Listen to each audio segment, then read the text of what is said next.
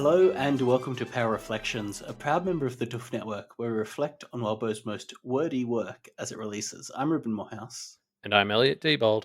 and as is tradition, I suppose, we have a guest with us. It's Crispy. Hi, Crispy. Hey, Crispy here. Occasional audiobook narrator and guy who's written lyrics to songs to make them about Wildbow stuff. Yes. Mostly Parahuman so far, but recently one for Pale too, which I presume is why I'm here, unless you want my theories about Parahumans 3. Never mind. No, we are desperate to get cast in roles in Wormelton, so we thought this was the best way to secure that. Yeah, no, that's actually a very good idea. Yeah. There's also special teaser here for you. You are also helping us with an all packed up 2 thing that we can't get. Oh. I don't want to say anything else about, but there's Ooh. also that. That's part of the reason you're here because Yep. True. we've enjoyed working with you on that. What's it gonna be? Anyway, yeah, so I guess let's get into it, shall we? So we'll start with the arc summaries, as we always do. 16.1, from Verona's perspective. The Council all has a perfect vision and refuses to falter from their mission. They've worked really hard right from the get-go, but Lucy tells them that it's time to let go. BSW and VP decide to join the council, but the foreman says instead that perhaps a trounce will cut their egos down to size, and he'll never work with the little guys. Then 4 days later, we're opening Toadie's Market. Goblins are swarming Nicolette's car, and she can barely park it. Liberty's vibe is purely relentless, and the BSW becomes Nico's new apprentice. Okay. I thought you were going to introduce that we were rhyming all of our chapter summaries, but I guess don't know not. what you're talking about. We're rhyming all of our chapter summaries? What? What? Okay, hold on a second. What the fuck? Okay. Shit. No, that was just freestyle. That was a freestyle rap about Pale right there. Okay. Let me give it a go then. So in 16.2, Avery stalks a Tinder creep, a judge who's working for Thomas Witt, but in her snooping is almost caught by a young fella who says, what? She gets away and meets the tearaway kid, who catches her up on what he did, but he doesn't give up all the dough until he gets the info on his bow. So Avery goes to visit the Lord and dobs on the baddies for no reward, because TB says Ave's still on the clock. Into workers' rights, the Bay pays no stock. A bit frustrated and with time to kill, Avery reads up on Hazel. But we can save all that for later, because arriving now is a goblin raider. See, Liberty has come to town, but soon young Ave begins to frown, because the pair run into Nora, and while alone, Lib seems to floor her.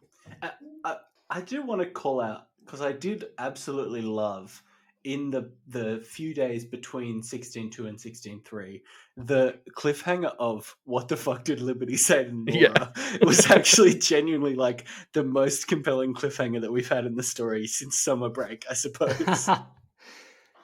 I loved how the theories just ran the full gamut of Liberty's threatened her. I think there were a few people who called that Liberty told Nora to, take a move first.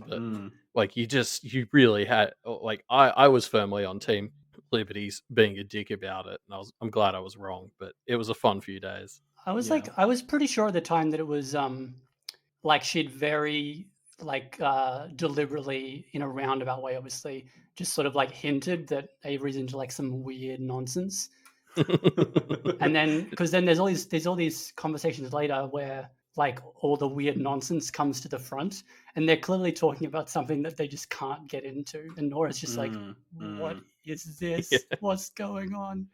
Yeah, actually, so you're right. Yeah, the best theories were the ones that it's just Liberty didn't actually really say much at all. She's just that terrifying, and it's all in Avery's head. I really enjoyed those ideas too.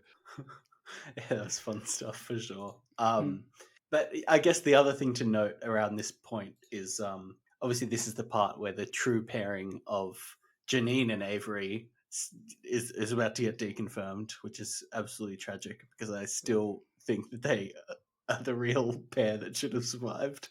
You and the other fan of that shit. I don't think there was even a single other fan. Absolutely not. All right, I guess I'll keep going. 16.3. Avery goes home with her friends, Lib and Nora, for drop test round 2 and homemade s'mores. A convo begins, Nora's music and parents, of social anxieties she's forced to inherit. Anthem comes up, Ave tries to resist, but unable to lie, she drops the dad diss. Liberty's backstory now in the front. We hear more about why she's always such a blunt defender of daddy so dear. Both Ted sisters doomed to be out on their rears, but Anthem refused, though it cost him so dearly, and he made so much bank they said sorry, almost sincerely. The next day, Liberty, Avery, Garrix, with a tearaway kid and some goblins for backup. Boy, that rhyme did not work after all that. That was a wild slant. That was such a slant. I bet there's an accent somewhere in the world that would make that work. But you got to do all your lines in Alfie's accent, I think, to make those rhymes. You know what? That's probably what it is. Yeah.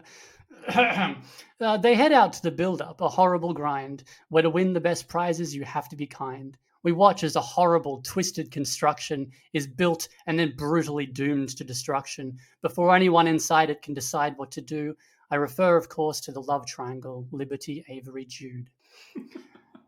Another great moment. In fact, I think I just want this story to be about Avery's love life.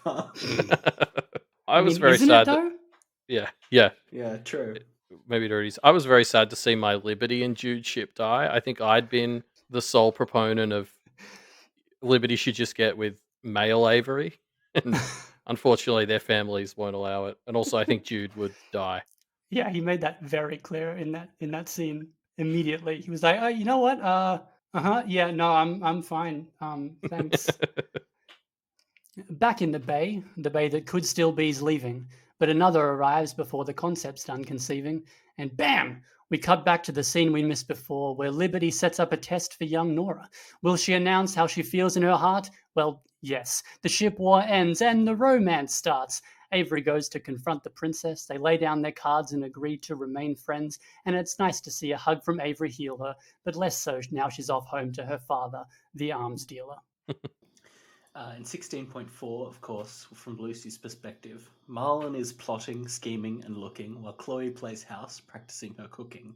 The gang do some business checking over the town before they're off to meet Liz and shit starts to go down. First, Charles ensures this won't be plain sailing. In exchange for this chat, a day each of gainsaying. Miss ponders the plan that the girls are revealing, and Liz arrives so they can all start their dealing. But first, it is time to talk about Hazel, because our Christmas EM was a big finder's fable. The chronicles of her 100 years lost, crossing many paths hitherto uncrossed. We also get annotations from the young master Ray, who compared to his predecessors seems pretty okay. But on Hazel's journey, the finders are stumped. Her skills make them all look like big chumps. She's stalked by the wolf, finds a new ribbon trail, makes then loses a fish boy, and oh how she wails. It's kind of confusing, but let it be said, the tinfoiling was fun, and I'm sure there's more ahead. But before we go back, we get a teaser, as our old buddy Miss changes demeanour. She catches a glimpse of the page of the Suns, because it is time her role this way comes. We cut back to the summit after Chuck fucks off, with the mimic, the spirit, and the fairy worse than cherry pop. They all wear a brave face, but seem strained and messy as they throw up hoops twixt Ronnie and Demesne. While they did get some concessions because they do hold several cards, the NIMBY spirit now has to build a statue in her own backyard. Or is it more than that? She is the city after all. Is this more like a tattoo or a brand or a sore that cannot really heal because you cannot help but scratch it, a tomb of the known soldier-sized reminder of your actions? Edith gets her vote back, a gesture empty as her house, as she loses the regard of the council of her spouse. Verona calls them all losers, and Charles can't gainsay her, which just proves that he thinks that that's a fair label. Rona gets her house back, and her own she can make it, which, okay, I'm in, let's all get fucking awakened. She meets up with Mal, whose art she tries to clean, whilst avoiding membership in the club, Pen 15. I can't be your familiar, says the pressured Tashlit C. You're too young and tied down to here to commit to me. So she goes to see Jezza, finds comfort in him. They hug till herself is near full to the brim. His jacket so padded over his lithe, lanky top, she gives him the signal, as subtle as wop. He checks that this isn't some strange pessimism, then they're off to Half Street. Insert euphemism. The Kenneteers have a meeting, a bad dream is the cost, but the whole town is here to hear of Kennet 3 lost. Sorry, just before we go into the next chapter, these hilarious rhymes really don't capture how frustrating that conversation was at the No, start there. absolutely. The conversation with like Chuckles and co was Oh. just I wanted to get violent. No, for sure. But I had to cut this part of the the rap for time. But I was very heartened by the fact that a lot of their things that they asked for and then got were just things that they had before. So they did all this work just to sort of get back to where they were before they betrayed everybody, and they didn't even get all of that. And Marisica is even still being chased by a just slightly slower now horrific beast. So it's just like I'm very I'm heartened by the fact that they all don't seem to be doing very well, which is good to see. Yeah. But also Yeah. like what's their plan next if they had to sort of pay all these chips to just get back in the room, you know? Yeah. I mean, that's the thing. Like, Charles seems to be doing fine, relatively fine. Yeah. I mean, there was nowhere to go but up, literally. But this is why, yeah, I'm so interested to see more of people like Marisica, especially because, like, she seems to just be in the pits right now. And I thought the whole point of a fairy was meant to be that you didn't corner yourself like that, whereas she kind of seems to have put everything into summer break and has just been miserable since. Well, she now has one wing, so she sort of has to fly around in circles, I guess. But yeah, but no, you're right. Like, whereas just for like Liz and Edith, it's a bit like, well, suck eggs. Yeah. Yeah, no, it's good. Like it's very nice that they are just not having a good time. And also, like Edith in particular, it's like, okay, you can have your one vote back in a town that's only getting larger. Like, what are you going to use that to do? What can you possibly like? Best of luck arranging a very specific circumstance where, like, suddenly the vote is tied and you have to make the deciding vote. Like, yeah, just good luck. I think it's literally just so that they have to talk to her. I think that's the only reason she wants a vote. That makes Yeah. So sense. that they are forced to engage with her and can't just ignore her as they've been doing. And when you say they, I think she's primarily Well, hoping yes, to Matthew. force herself further into Matt's life. Yeah, but obviously that doesn't work because he's just not going to go to the meetings. Yeah, Yep. which is still an unfortunate victory for her. Like, Well, yeah. Yeah. So we get into 16.6 from Lucy's perspective.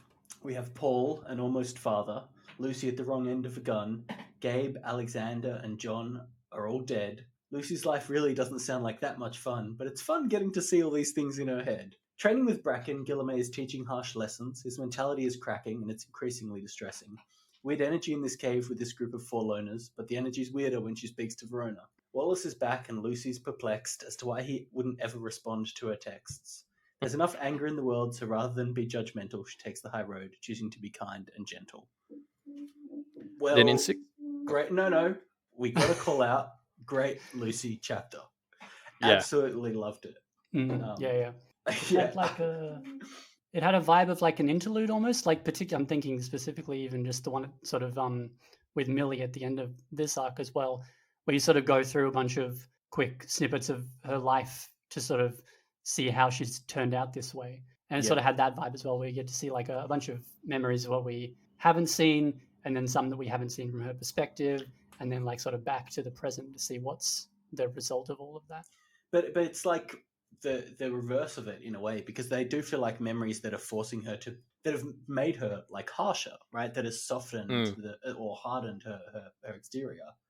And it gets inverted at the end, and she says, no, fuck that shit, I'm gonna be chill and nice. And it's just like, Yeah. oh, I love it so much. Well, because this is the one where Rook even sort of says to her, like, you have the choice, right? Of either Yes. going Yeah. to Wallace or, like, continuing to prepare for war or whatever. And Lucy has that moment. And that's such a huge leap from where she was at the start of this story, that Lucy's like, nah, fuck that. I got to take care of myself. Yeah, it's so good. Yeah. I think, to your point before, because I believe there's only the 2 Lucy chapters in this arc. So I think, like, we saw it with some of the Verona chapters in another arc where she didn't have as many. You get those chapters that do like a lot of things for a Kenneteer, and like because this is one of the 2 Lucy chapters, it touches on so much of what she's doing that the chapter really sticks with you because it's just so dense in what it's touching on. Yeah. I didn't even notice that about the lack of Lucy chapters. That's wild. Hey, do you all think this story would be good if you only read one Kenneteers perspective? What do you think it would be like? I'm sure had this idea. there's some idiot who will try that one day. Like, people have done weirder readings of like Worm. Like, Yeah. one day somebody's going to convince a friend to just only read Avery chapters or some weird shit. You know what we have to do?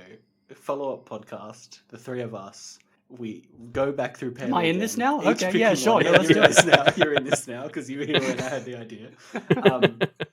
We each pick a Kenneteer, just read their chapters and see how different our impressions of the story are. No, because we already know where it's going. We each have to find a volunteer. Yeah, true. So I'll get, one of my sisters hasn't started, so I'll get her. She's basically Verona in the flesh, Yeah, so I'll just yeah. get her to read Verona chapters. What I like is the perspective. Actually, it might kind of work out because Summer Break has all three perspectives. It'll be a bit weird because they won't. Who's the final perspective in Avery, Summer Break? I think Avery, yeah. So the other people won't actually know until a bit later what's actually happened, which will be very weird. Oh God, that's so bad. Everyone's so sad, but why? John won, right? He looked like he was winning. Yeah, it looked like it was all going great. Imagine being the Lucy person, and because they'd get to read the Jasmine section too. Presumably, they also get to do interludes and stuff. Yeah. So it'd be like you read the Jasmine, you read the Lucy, and Lucy's is the one where they beat the handsome man, and it's like, oh, that Summer Break chapter seemed to go so well, and then it would cut to like 14.2, and it'd be like, oh shit, they lost. The other option is you read all the chapters in alphabetical order of point of view character. Now that's just crazy. Start with Avery all the way through, and then I guess. Oh yeah, Bristow, and then it's like, maybe, I really like how this story plays with time and is non-linear. No, that's an interesting question. If you have to pick one Kenneteer, like if you're going to do them in order like that, like what is the best order? Like, is Avery, Lucy, Verona the best order, or is it Avery, Verona, Lucy? Like, what is the permutation of Kenneteer perspectives that would yield the least good ruined, the least awful version? I don't think there's a good answer. I hate to say. I want to say probably like the order that their first chapter appears, right? Which would be like Verona, Lucy, Avery, I think. Right? Oh, that's true. We hadn't even considered how much we're throwing some people in on the deep end. Yeah, true. Like the Avery reader doesn't get to see the awakening ritual. Yeah. And like see all the main characters they're about to come to know. Yeah. But the Avery reader does get to focus on the great relationship stuff if they make it all the way to the Thunder Bay. So okay, so I'll get back to the chapters. Now, I mean I'm in, but yeah, let's keep going. 16.7. As Verona preps for the domain ritual, Brett is also here and is somehow being literal when he says dirty dishes are a top-tier emergency and must be cleaned with utmost urgency. But as the puddle of pus begins to cry, Lucy shows up to his surprise. With a quick bribe and a big red face, Brett lets Ronnie leave to go claim her space. The pair chat as they walk, friendship still finding its feet, as they meet up with Mallory at the house on Half Street. Seeing their school assignment, Mallory bemoans their ilk and declares Kennet below Sana despite the brown milk. Verona gets to work on a summon, but must stay observant, because she's remarkably calm about drinking detergent. With a quick heal from Tash, Verona gives her spirits a perk when she invites Jeremy over for 2 kinds of homework. She then invades the other half of the house, taking out dudes while quiet as a mouse. She is successful, takes their operation apart, which is a good thing too, because Miss says it's time to start. I do like how we're talking around and rhyming around the innuendos of Verona and Jeremy having sex. Yeah, I don't know if we really want to get too deep into that one. Exactly. I just find it funny. Keep moving. I will. What's it called? Like the heart, the alchemical heart. That might just be the most horrifying item that Verona has just casually started using without talking to anyone about. I think on this podcast in particular, we've often bemoaned how calm Verona can be about certain things.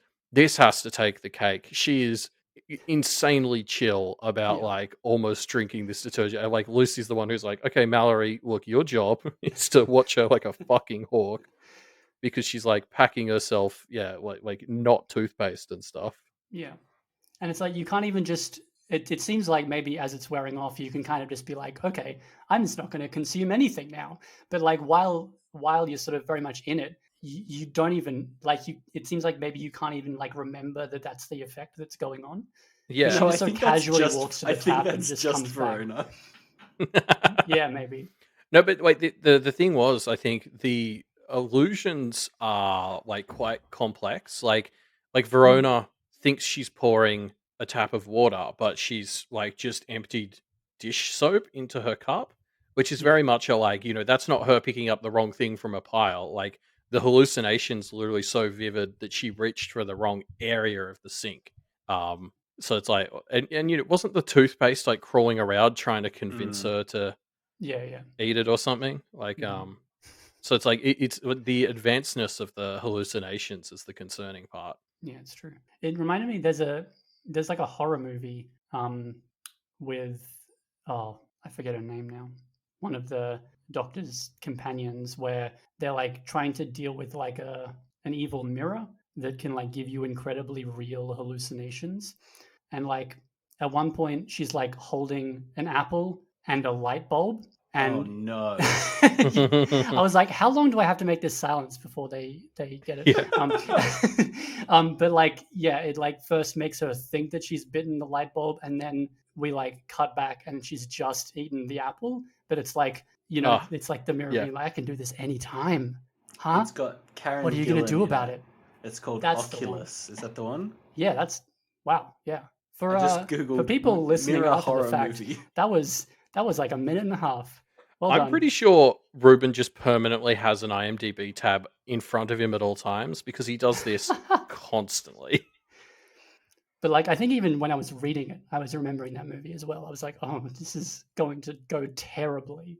Oh, it's got Katie Sackhoff in it, Elliot.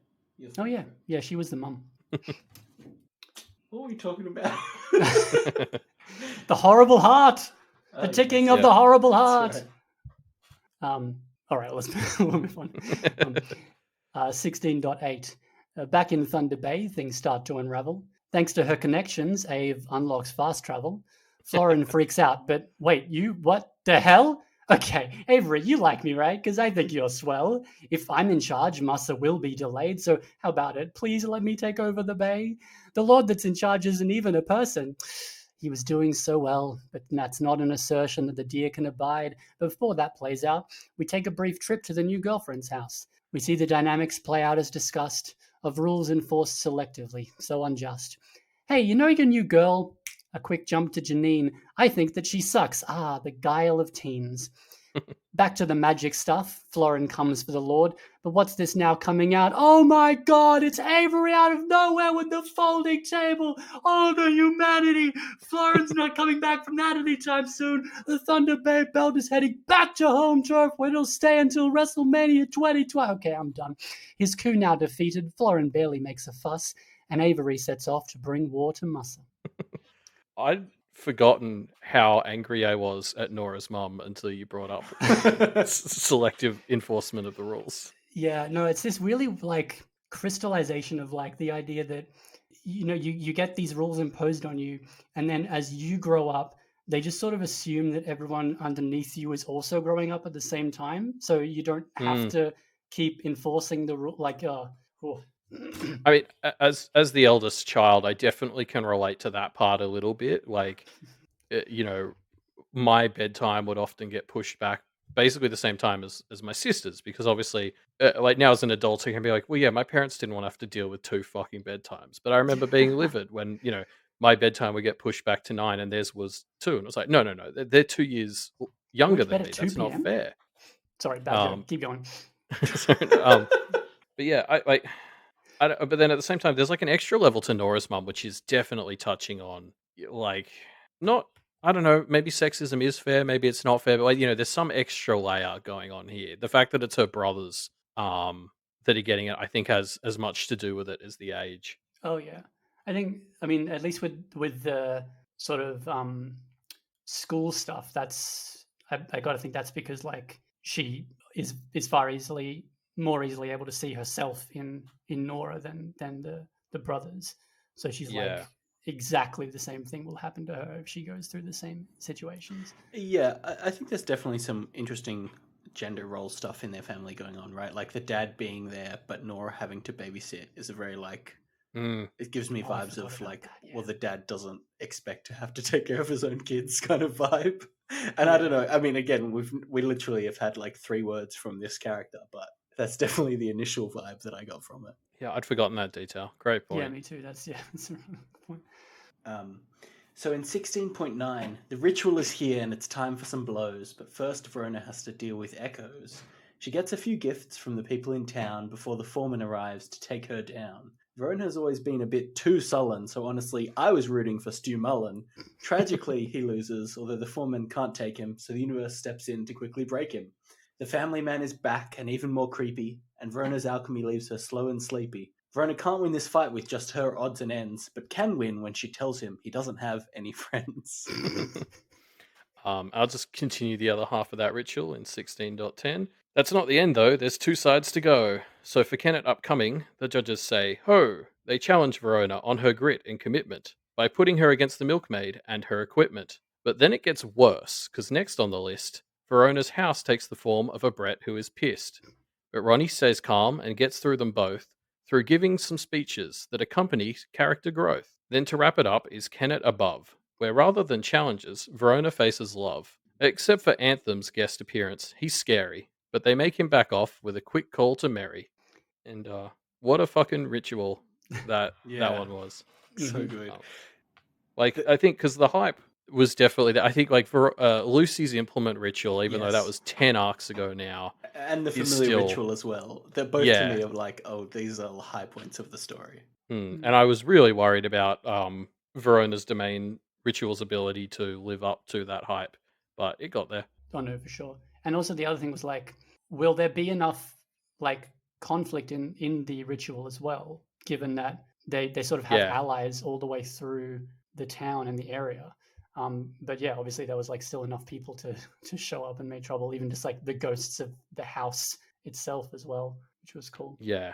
And the judges just being dicks. Just Yeah. somehow Charles was the most pleasant judge in that whole sequence Well, see, yeah, that because he was pledged interesting. Yeah. Oh, not to sorry. No. interfere. And it was cool because like you have to imagine that he wouldn't have let forswearing be the cost if he'd actually been involved in the discussion because he's against that and everything that it stands for. Oh, that's an interesting thought. What would his vote have been for if he Mm. hadn't abstained? Because you're right. Yeah. I think things would have been better for Verona if she'd let him participate. Weirdly enough, Yeah, for sure. that's a Because fun consequence to their actions. That yeah, the the end of the family man section with that speech as well was I Yeah. enjoyed that very much. Like the yeah, that idea that like he's this cult leader, but like the way he gained his power, he literally has no access to anymore. And so it was like he got so close to this like Hmm. transcendent experience, and now he's just got this like itching in the back of his mind of what he almost managed to get, even without like realizing about it. You know, he didn't like it seemed like at the time he barely knew like why he was doing what he was doing, and even now he still doesn't really know. He's just like, there was a signal, so I had to come. Here I Yeah. am. What happens now? Yeah, I I love think that.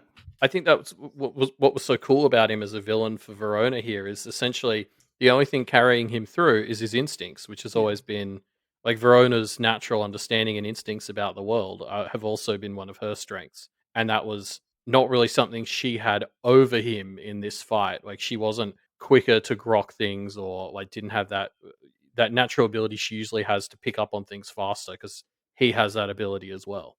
And it was a nice counterpoint to the foreman as well, because he has even less than the family man had, which was an interesting wrinkle when it sort of came up with the Undercity in general. That like, yes, it's this like magical reflection of the town, but the people in it are kind of mostly just people, and like they're not awakened. They can lie. They don't really have with like specific exceptions, they don't have a deep understanding of the world that they've just like popped into being in the middle of. It was like this really interesting, wrinkle in how that whole thing was created, because you'd expect that if all these people magically popped into existence that they would be like magical people, but for the most part they're like just not. Yeah. It's been a really fun exploration of what like human means, or innocent even. Like they're not quite aware, but they're not quite other, but they're not quite human. Like they are like they sit in this weird thing where some of the rules apply, and I think that's just helping highlight how silly and arbitrary some of these rules are, that they're in the right categories for some but not others. Like it's all just such nonsense. Kind of makes me wonder actually, like if there's going to be some weird wrinkle with any beings that are created as a result of Kennet lost or Kennet found. Like maybe those things are also going to pop into existence without, like they'll probably have to be bound by the seal, I imagine, just because of the realm that they're in. But like maybe they'll also just sort of pop into existence without any sort of understanding of like what they are or who they are, things like that. Yeah, although I almost had the impression that because they're doing this one a bit more intentionally, it's more like it will pull people in from the paths rather than make them. But maybe that's over. Like maybe it's a bit of both. Like maybe I'm oversimplifying it in my head. I had this impression that it would only bring in people, not make them. But I don't really know why I decided that was true. Well, I mean, you might be right. I this is literally just me talking off the top now. That's what this whole show is. Well, that's true. Yeah. I think at most it would certainly be both pulling people in and creating them. It probably wouldn't be just creation. Yeah, I'm literally questioning right now why I decided in my head that Kennet Lost wouldn't have any new people, and I think I just made that up. I wonder if they'll be as uh, reluctant to ever delve into their non-existent histories. Like, because there was a moment we skipped over before the ritual where we had that bit with Mallory where she talks about having a stepmom, and Lucy's like really confused by this, and Mallory's just so resistant to like properly thinking about it. Like all of the Undercity people are just like, that's how it is, and they don't care. And I like, what does that look like for lost Kennet people?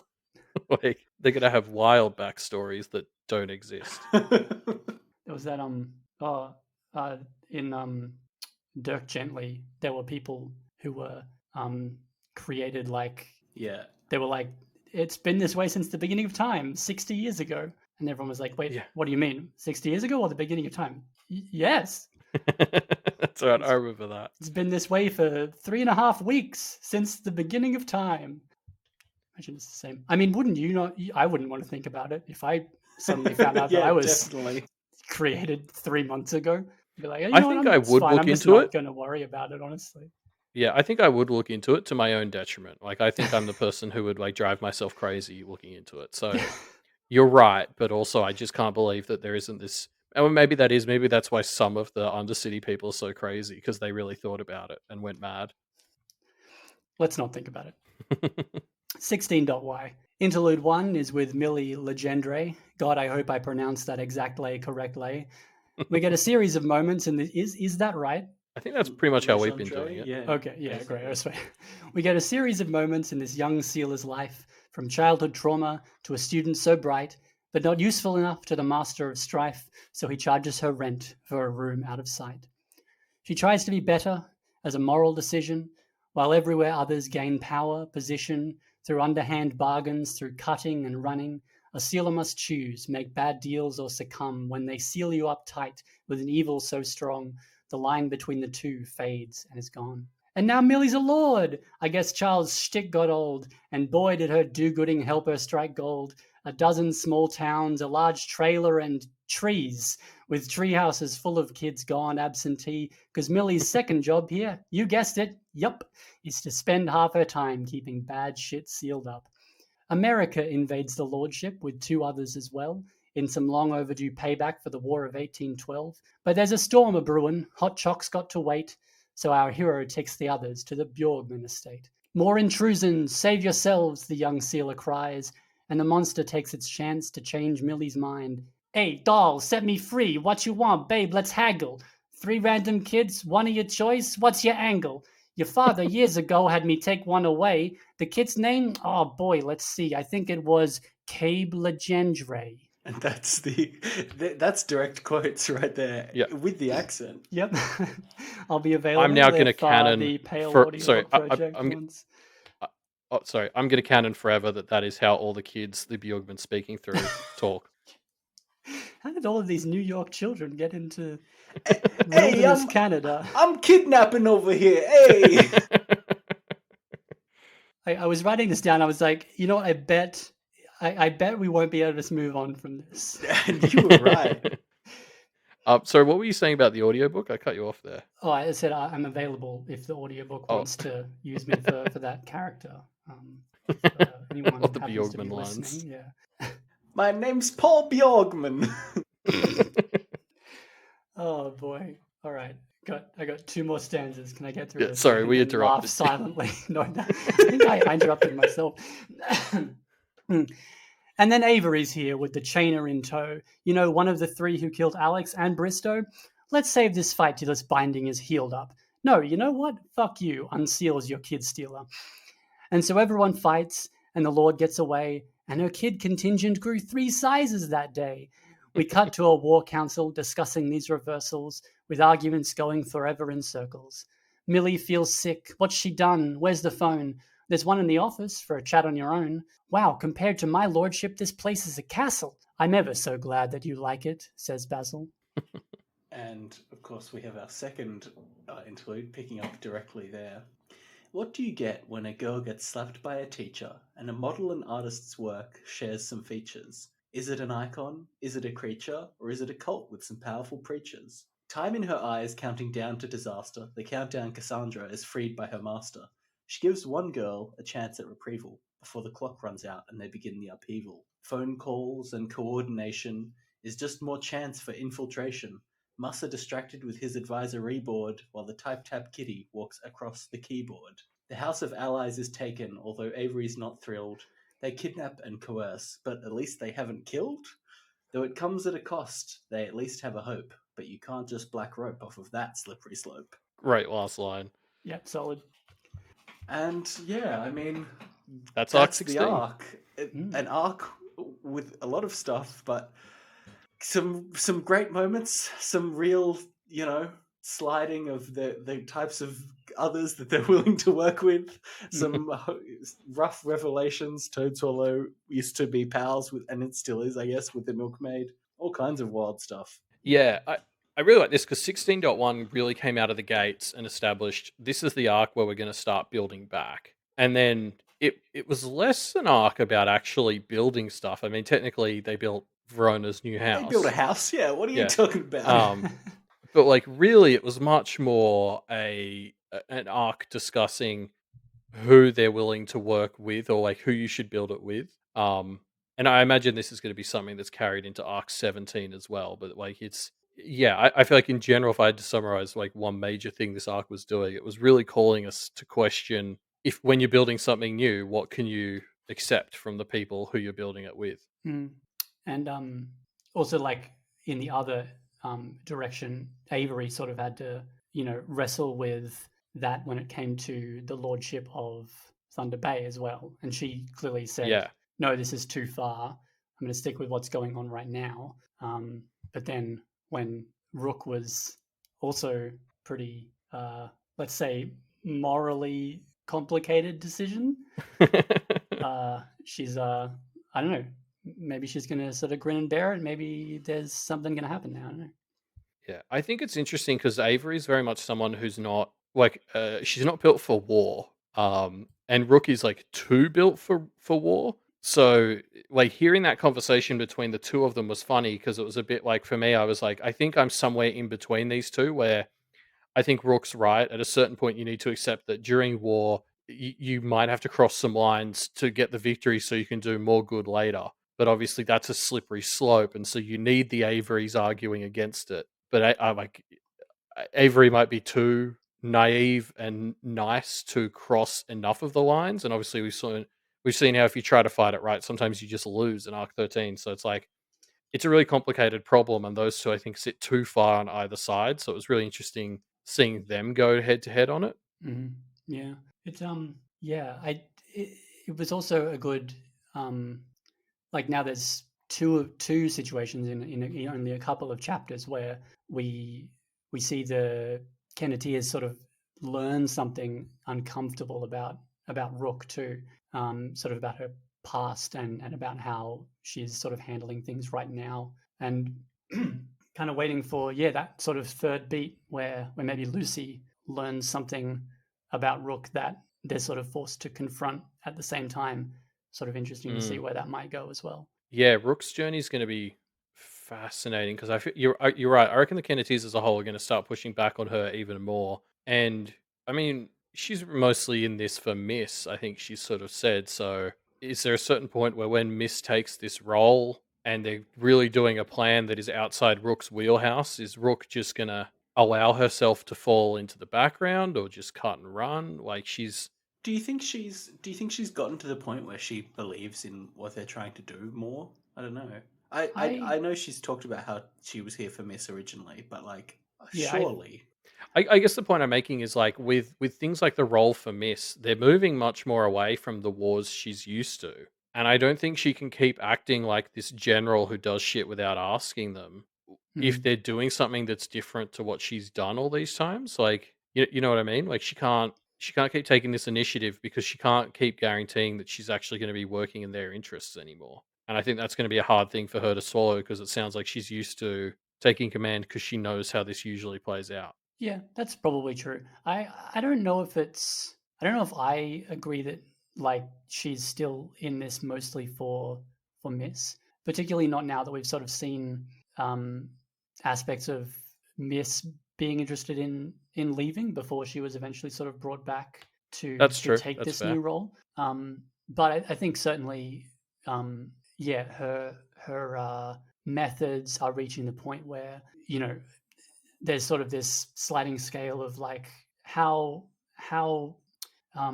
drastic are we happy to have her measures be against like is she even really working towards the same interests as the Kenneteers at the same time? Like it's all probably all well and good to let her do her thing if she's still helping reach the same goal, but then is she still help like what is her view of what Kennet should be against what Yeah. the trio think it should be? Well, because Rook's in, I think, this interesting position where she knows her way loses. Like she said multiple times, my way doesn't work, and like I can do the battle and make it as costly for them as possible, but at the end of the day, we lose. And so, like, I think there's a part of her that like wants to try their new ways because she knows hers don't work, and that's been set in her mind. But then, like, it also must be really hard not to go on autopilot and do things the way she's used to doing them because she knows they're like she knows exactly how effective they are. Like, I guess that's probably her conundrum is like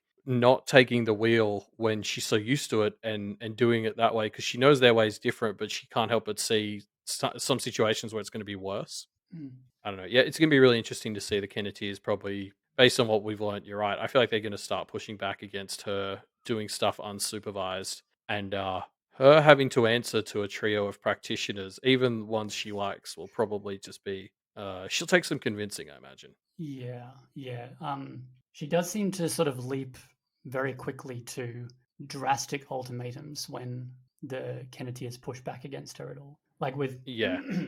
with this last one here, Avery was like, "Well, we can't just body snatch people," and she was like, "Well, okay, let's just set them all on fire then." Yeah, what a reaction. And then, sort of earlier with Lucy, she's like, "Well, you can either help us or you can go. Bye." There's no sort of middle ground. She was very quick to just, all or nothing it when her ways are questioned. Yeah, yeah. Oh, yeah, she's going to be fascinating as we start to do this moral culling of shitty Kenneth others. Mm. Um, Do you yeah, think she'll I don't know. Do you think she'll make the cut? Like how's that going to go down? she's too useful to get rid of. Is the thing Yes. like Yeah. that? They need to figure out a way to move forward with her. That it's like how they told Toad Swallow he needs to at least put himself up for re-election. Like Rook needs to start operating under terms that are coming through, like at least Miss.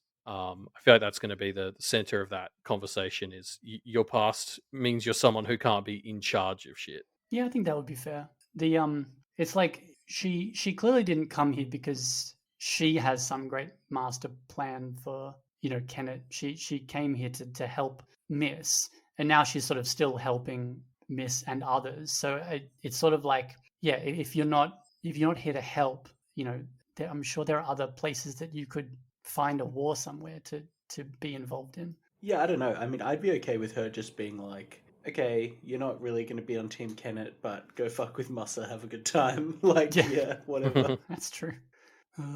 Although he's taken Toronto now. We saw a bunch of that in 16.c. Oh yeah, that's wild. Yeah, like obviously we're all Australian, and I think it's the same in Canada. Maybe I'm wrong, but like if you take the capital city of like a state here, that's over 50% of the population. Like you've nailed it. Like the rest would come. Like if you took Sydney or Brisbane, the rest of the state would slowly crumble. Really, Oh man, we got North second Queensland. place on that list. Sorry, Brisbane got second place on that list. Oh my god. The problem with taking Queensland, and this is only going to make sense to the Australians, really, but like you could take Brisbane and you'd get like South Queensland fine, but fuck, taking over North Queensland would be more trouble than it's worth. Oh yeah. Like far North Queensland, like you just leave that to the judges. That would be a shit gig. I mean, yeah, there's just so much like dry space, I guess. Yeah. But see, that's the other thing. Like this taking of Toronto does seem like such a huge escalation in the scope of the story. Because like we've gone from like small holiday skiing town to like beachfront, like small city, and then suddenly you find that the capital's been taken, and we're still sort of squabbling over tracts of land that have small towns and trailer parks on them. And suddenly, yeah, like bang! Oh no, he's taken Toronto. Oh no. Okay, what are we gonna do now? Yeah.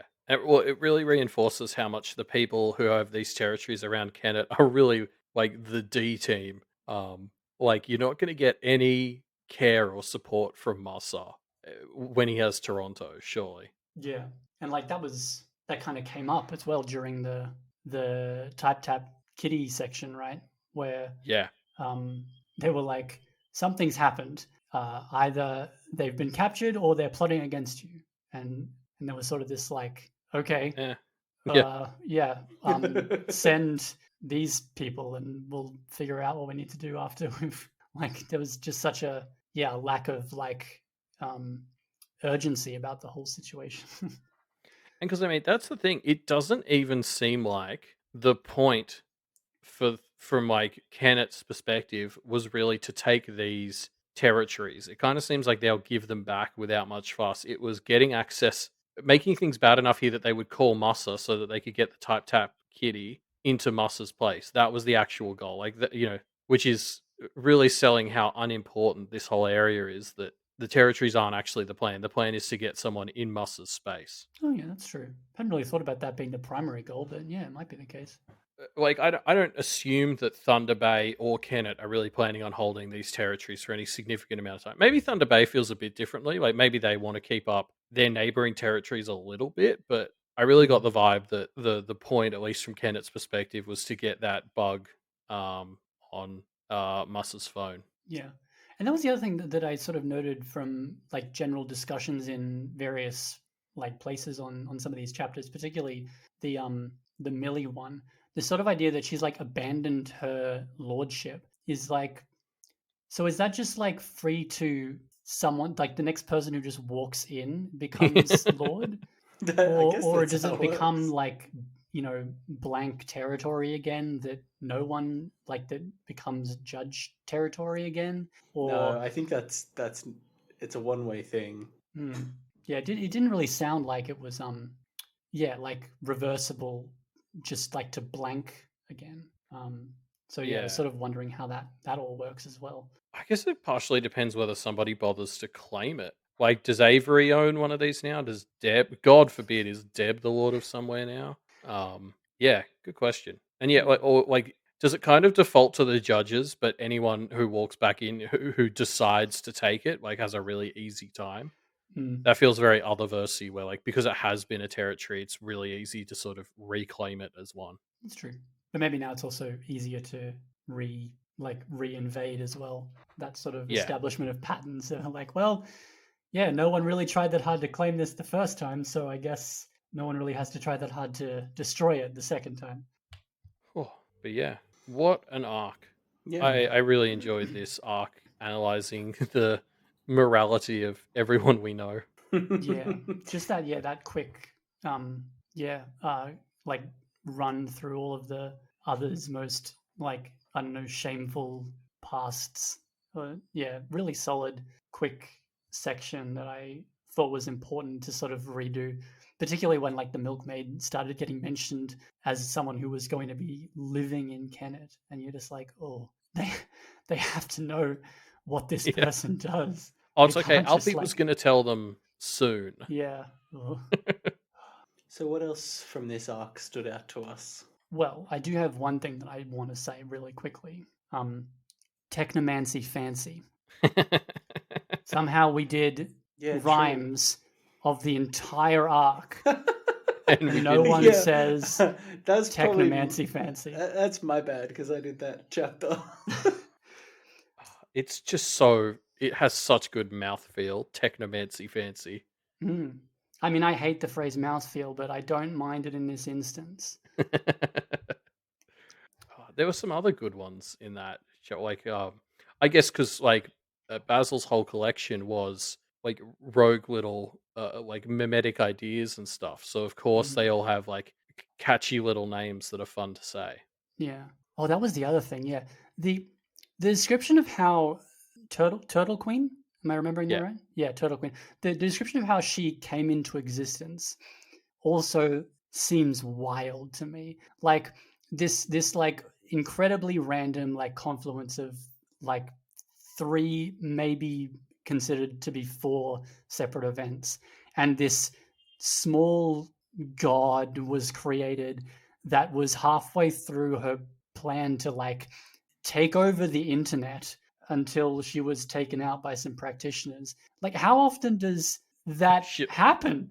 Like, Yeah. I don't know.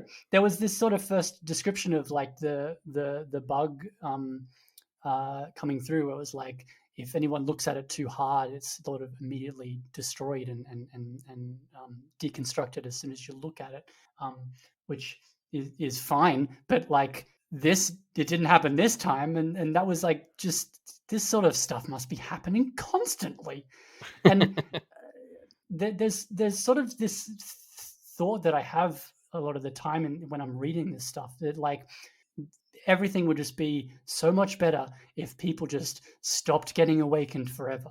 If everyone just decided one day to swear that they would never awaken anyone ever again, and we just sort of let practitioners grow old and die. And then there's stuff like this, where it's like, if no one had done anything, this would have just taken everybody, and this popping up all over the place. So that's no longer my headcanon. Because this what we was need- terrifying.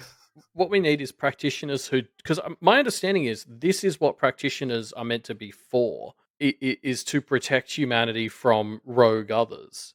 So yeah, what we need is practitioners who don't just do the awakening ritual, but then immediately make an oath to do their fucking job.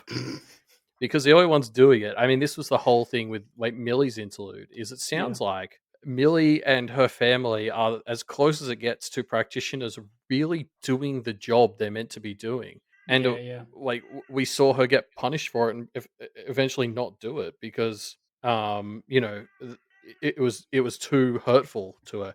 And then also on top of that, they also do a side of goblin killing, which is like, so they're only half doing the actual practitioner job. Yeah, and it's like the other half is just genocide. Yeah, just clearing goblins from the woods. Like, if they can't just live in the woods, you know, where are they supposed to go? Where they're not bothering anybody. Yeah, and I mean, the awful thing about Millie's like bias there is the goblins who it sounds like she first met in that first segment. Like, they actually sound like the evil serial killer goblins who need to be stopped. But what that did is, because that was her first interactions with goblins and because her family are dicks, it imprinted that opinion on her.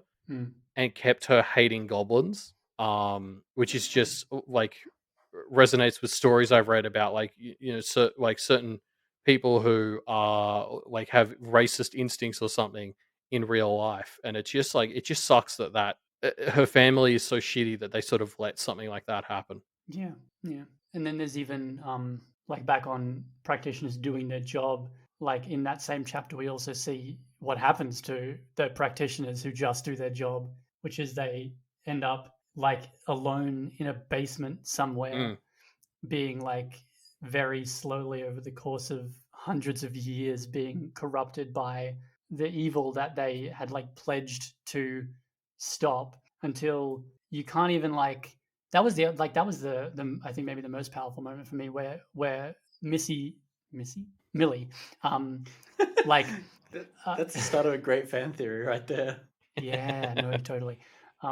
Where Millie can't even tell if the evil is still alive in the pot, Mm-hmm. because the whole atmosphere of the room is just so awful because of this terrible, terrible person that's now in there as well.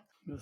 Yeah, and I guess that's the thing, right? It's because you can imagine when like humanity was like hunters and gatherers, or lived in small, early history cities.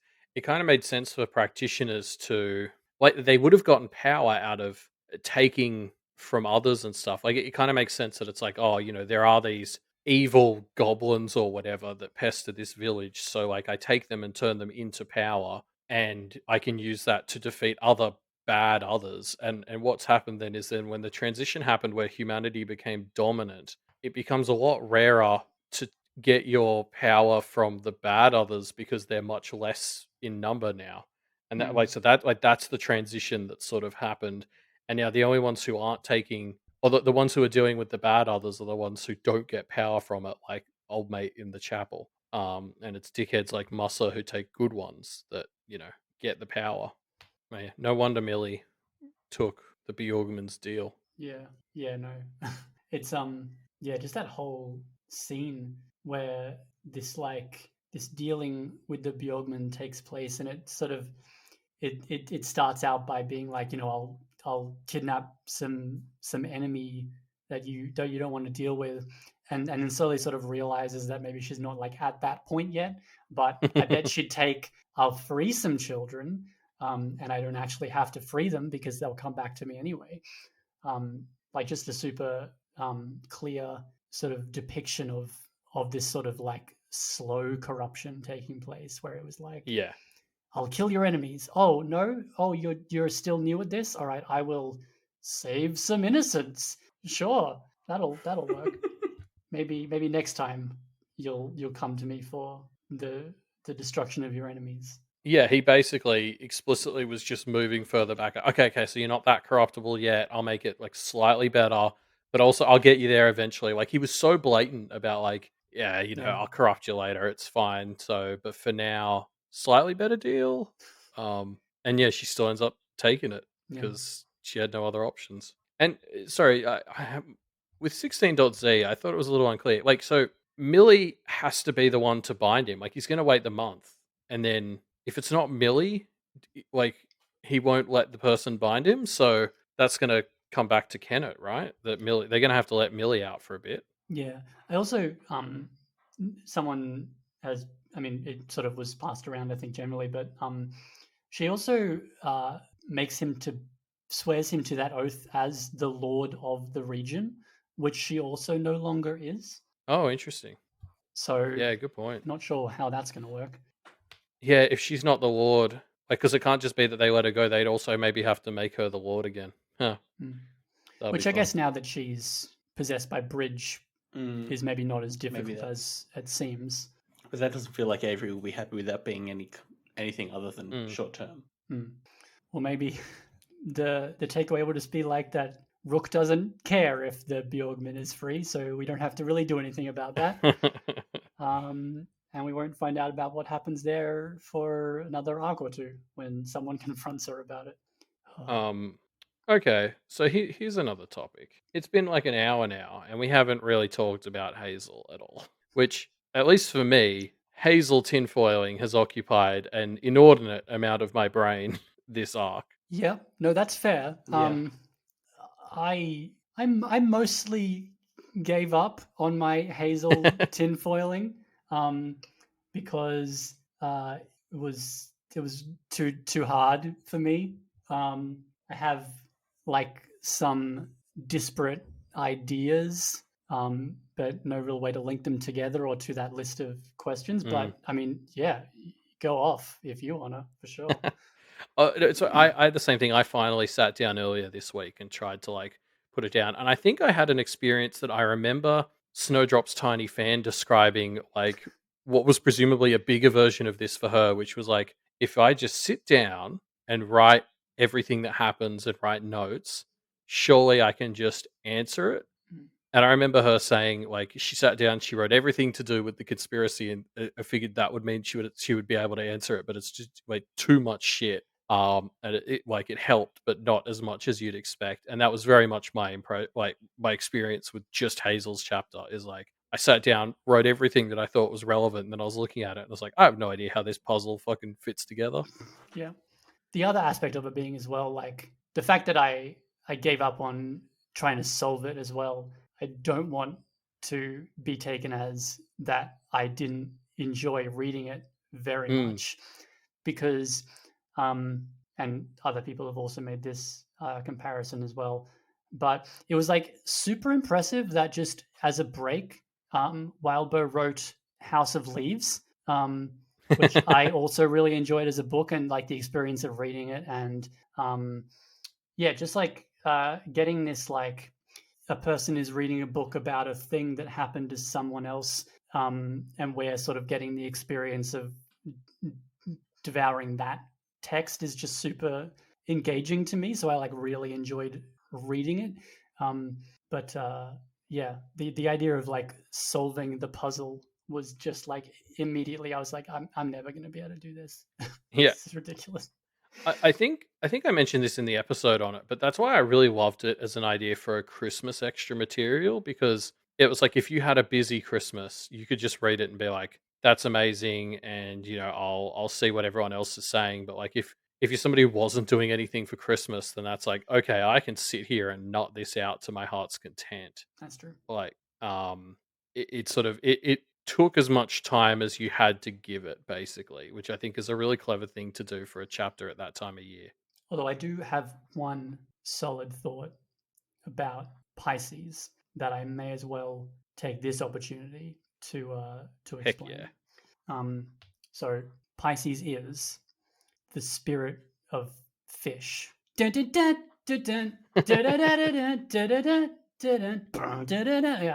I got nothing. I had nothing the whole time. I've never been able to figure it out.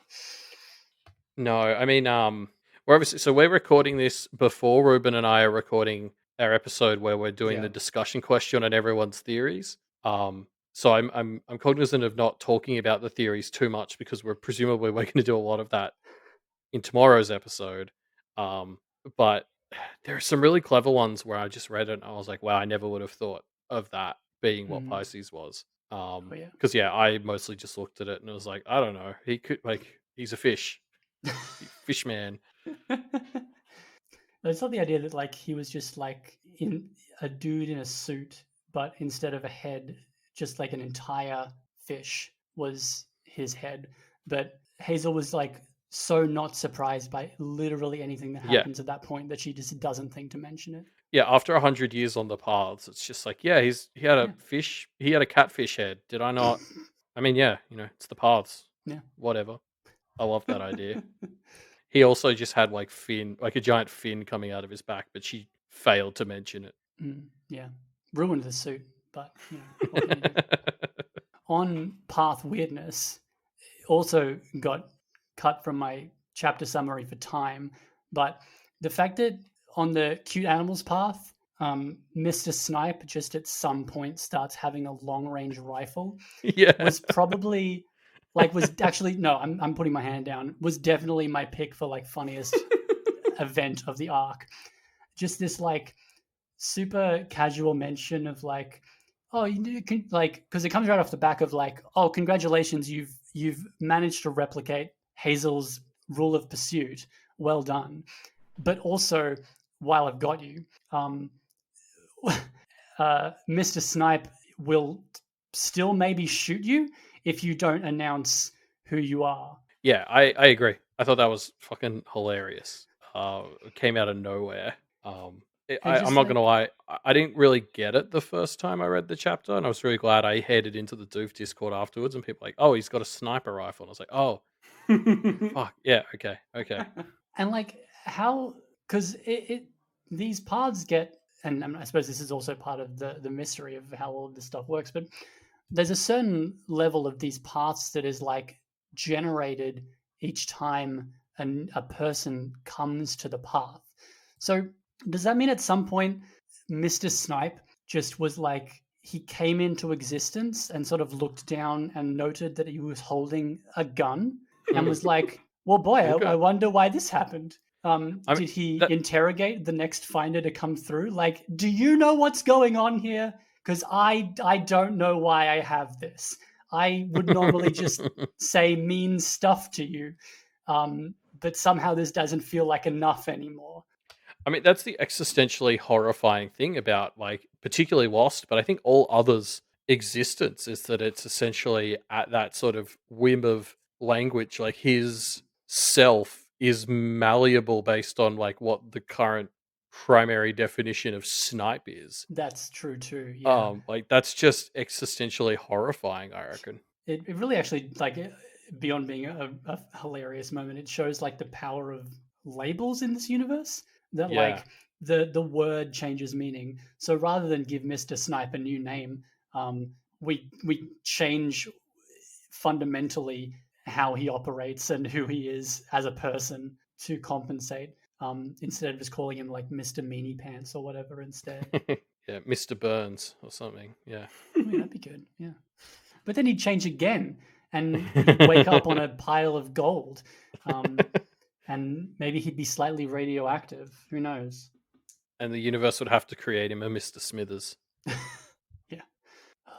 So, what else did we like about this arc?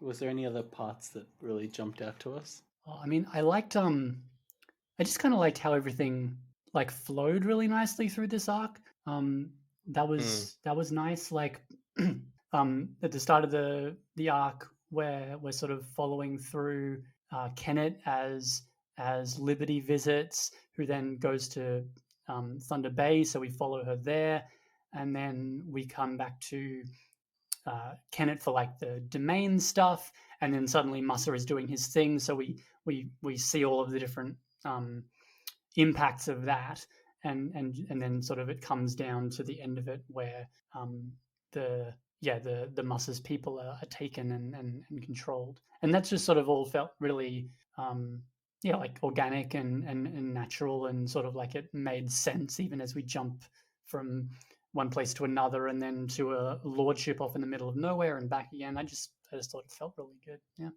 Yeah.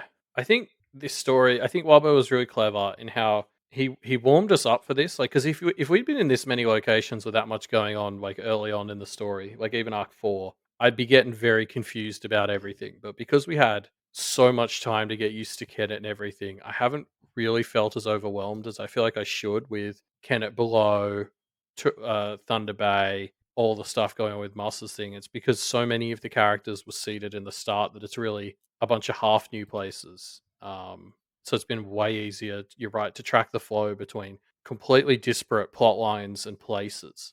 Yeah. Yeah.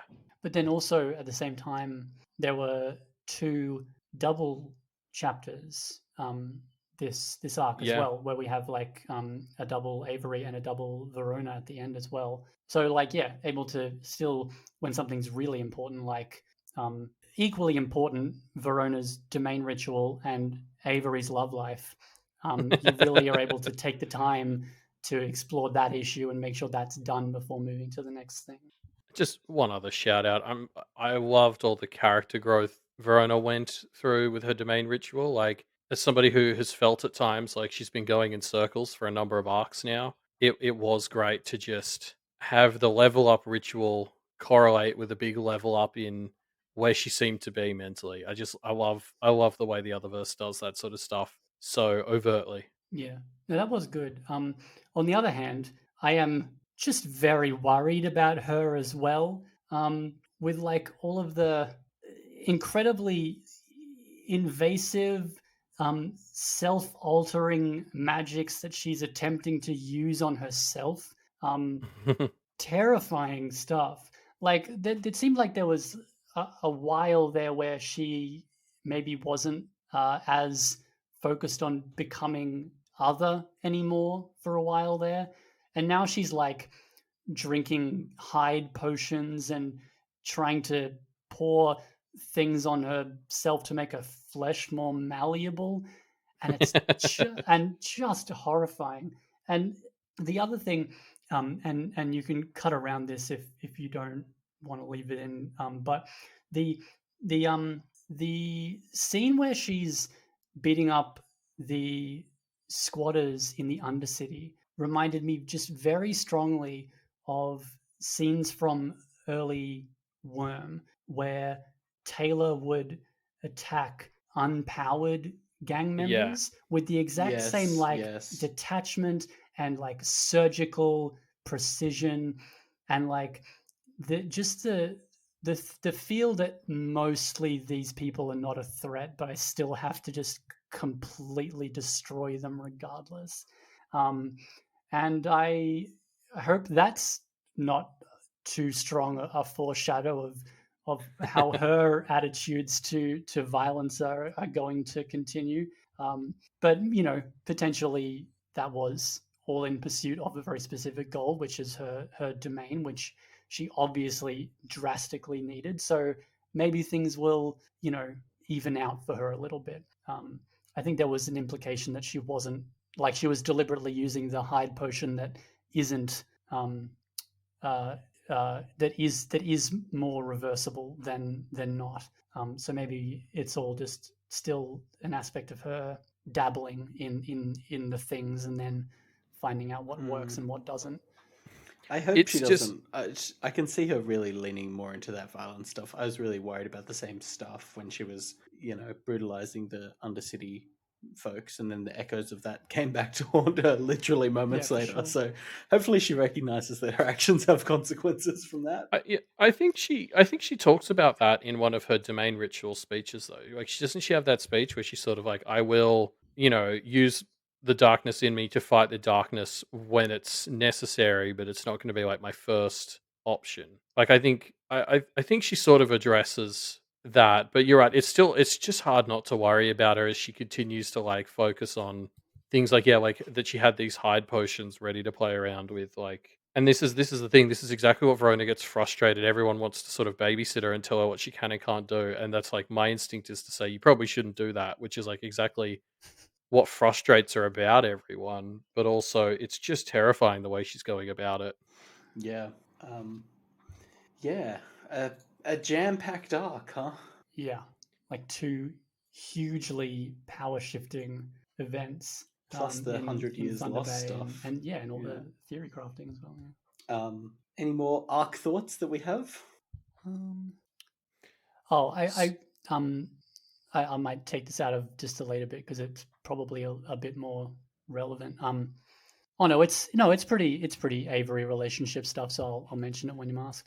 Yeah. Oh, why don't we just we'll just jump into that right now? Basically, one of the standard questions we currently have in here that we really just need to take out after this arc is, how do you feel about the Avery shipping wars? Yeah.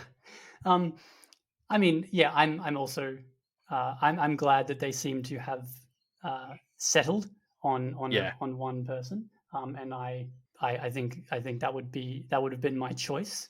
So well done, Avery.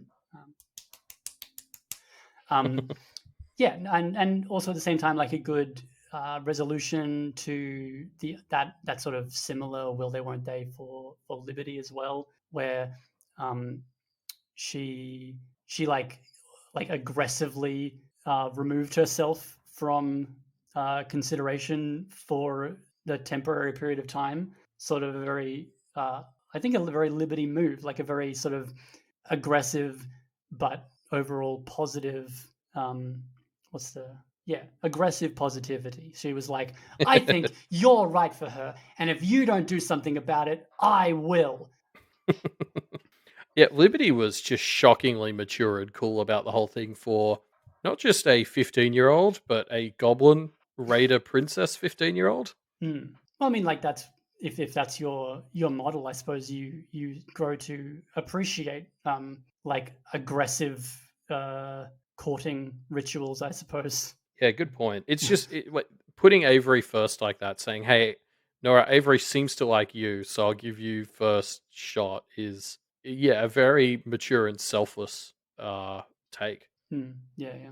And then also on that, the sort of addendum to all of that Liberty Avery stuff as well, when Anthem came back during the domain ritual, just that whole the way that he talked about it and the sort of very distant or distorted view of how he thinks that went, just really makes me feel sad about like where they're all at. And like in the same arc, we get that very nice story about the lengths he went to make sure his daughters got their share. But like at the same time, it from the way he talks about that event and also generally, like he doesn't really seem to know them very well. And the things that he does know about them, being their like attachment to goblin culture and how they like to interact with goblins, he's like tirelessly working to subtly change them in ways that they won't notice. And it's just like, man, you've clearly done so much for these two. Just whatever you're doing now, just stop it. It's just really sad. And then they bring in America in the phone call, and all four of them are like having to dance around why Liberty was upset after talking with Avery. And it's clear that he doesn't know that Liberty's bi, and everyone there seems to sort of be in silent agreement that he wouldn't take that information very well. Like particularly when America comes in and she's on the phone call, like if she thought that he was going to be able to handle that, maybe she would have just done it. Or I mean, I guess she doesn't like the trio very well, so maybe she wouldn't have. But like the fact that everyone's just sort of like, oh boy, why was Liberty crying after speaking with Avery? Oh, I don't know. You'll have to ask her.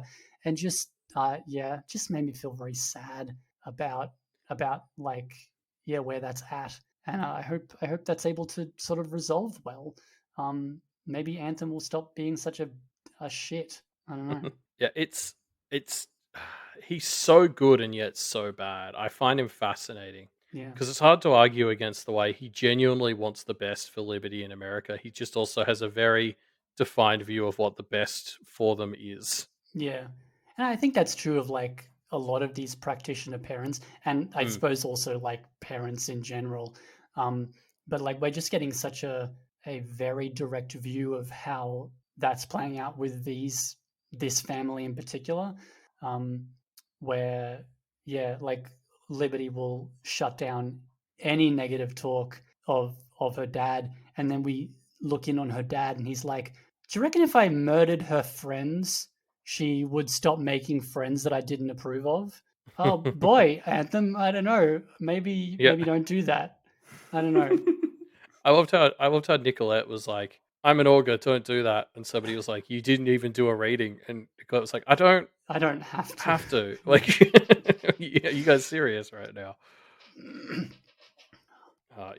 Yeah, that's going to be really fun. Whenever Liberty finally clocks onto Anthem, it's going to be a rough process. Yeah, for sure. I think we'll get that in the next arc. I mean, the Liberty in America stuff has been building up so much this arc that it feels like it's imminent, right? That's true. The fact Anthem showed up for the end of that ritual and seemed to be sticking around for a bit, like he seems to be the person who will be in charge of this side of the operation once he stops being gainsaid. So I don't know. True. Moving on to the next question we always ask everyone, and this is one of my favorites to ask. Which Kennet other would be your first choice for familiar? Alpi. Alpi, like obviously, why did people stop saying Alpi? I honestly I don't understand this. It like okay, so for me specifically, I basically don't ever remember my dreams like at all. So Yeah. like having a familiar who's based in dreams would just probably unlock this whole new level of consciousness to me that I've never really been able to access before, which would be cool. Um, and I have to assume that I can then tap that connection to improve my Scottish accent, which, It needs as you no can tell, improvement. Yeah. I think maybe some specific. Like I feel like that was a really general Scottish accent. Maybe I could see if I could get some dialects in there, some regional aspects. But you're absolutely right. I think as far as Scottish goes, it's 100% there. But yeah, maybe just like a little of the finer details, and but like yeah, I mean, and I'll answer my own question. I think, which is that people stopped saying Albie because we all learned that she was like fairly questionably amoral in a way that we were suddenly forced to confront. But like during Verona's whole final domain chapter, we sort of came to understand that that's a fairly high bar for these others to clear. So I don't know if Fair. glass houses and stones and such. I'm sticking with the OG, with everyone's original favorite candidate. Yeah. Yeah. I mean, that's a pretty good case for Alpi. Yeah. I do like the idea of like lucid dreaming is always something I'd love to be able to explore, but I don't even remember my like uncontrolled dreams. Hmm. And I'm super jealous of people who can lucid dream. And presumably Alpi would give you that ability. Yeah, probably. I mean, it might also just make all of your dreams like terrifying always.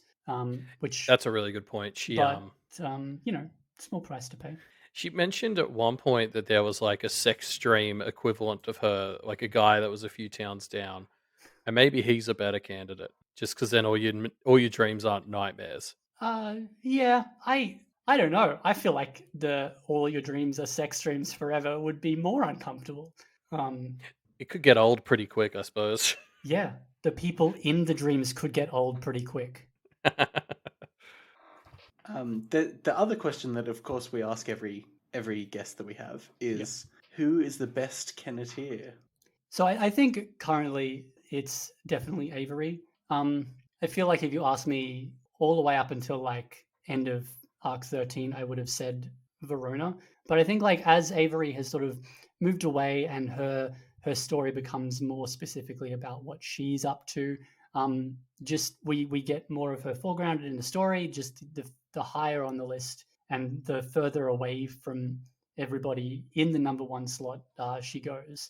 And in addition as well, as we learn more that this third Kennet is going to be, lost Kennet from the paths, however that's going to appear, like it seems very clear that Avery is becoming very important to how that's going to exist as well, because the paths are like her thing.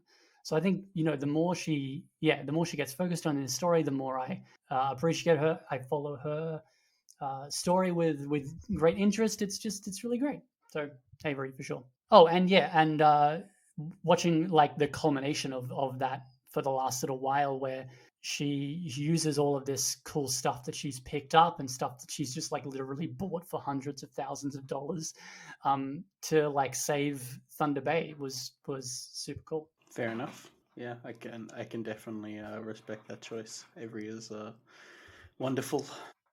Where are you at, Ruben? I'm still on Team Lucy. Every time I start to think, oh, maybe I'll go back to Team Avery, we have a Lucy chapter that's just like, oh, this is awesome.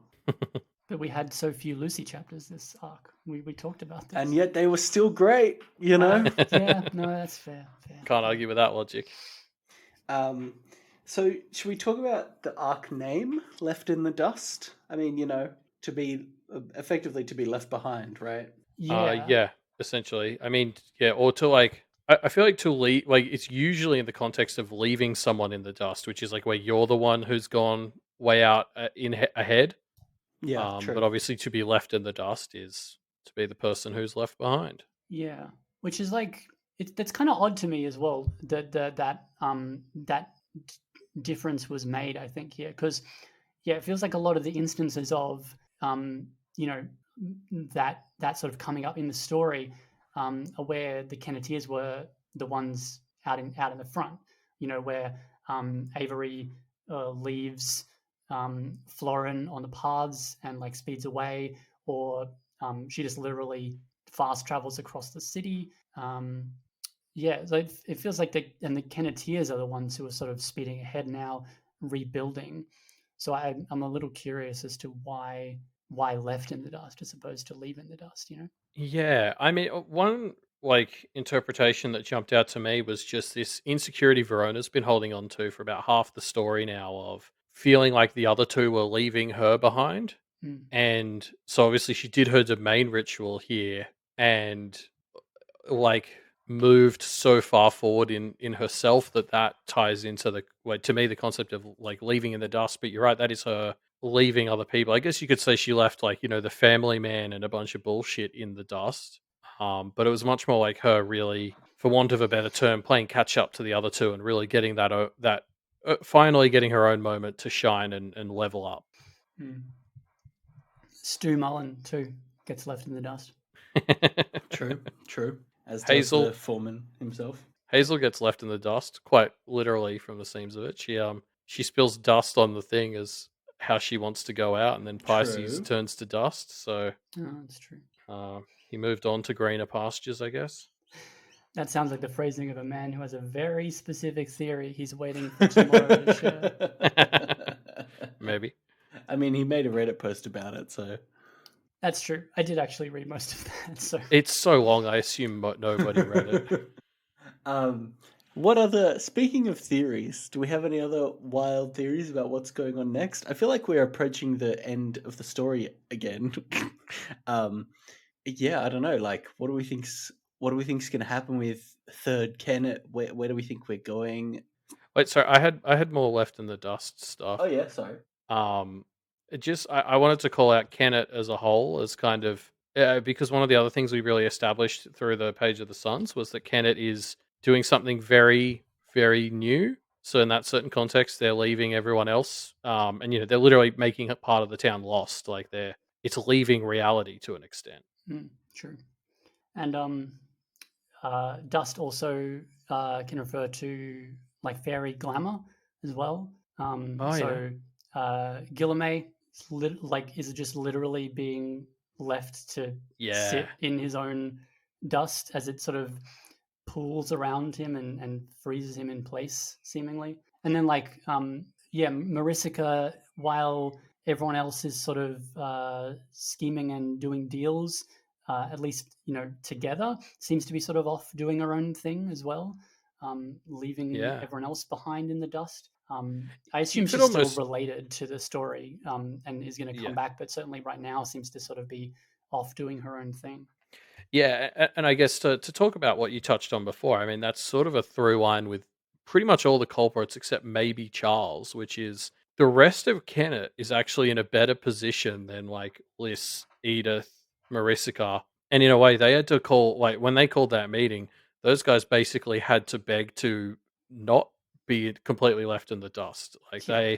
Edith had to get her spot back on council, Liz had to get some shit from them, like in a way Kennet, the rest of them are recovering better than the culprits, which is just delicious karma.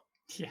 Okay, Yeah. sorry, Ruben. If you wanted to reuse your brilliant segue now to So the end game. speaking of theories, speaking of theories, no, but yeah, like I don't know. I do feel like as this story goes on, post summer break, it felt like we really didn't have any idea what was going to happen, and now it feels like pieces are starting to fall into place, but there's still a lot of unknowns. I feel like we're in ripe, fertile, predicting territory right now. Yeah, Yeah. for sure.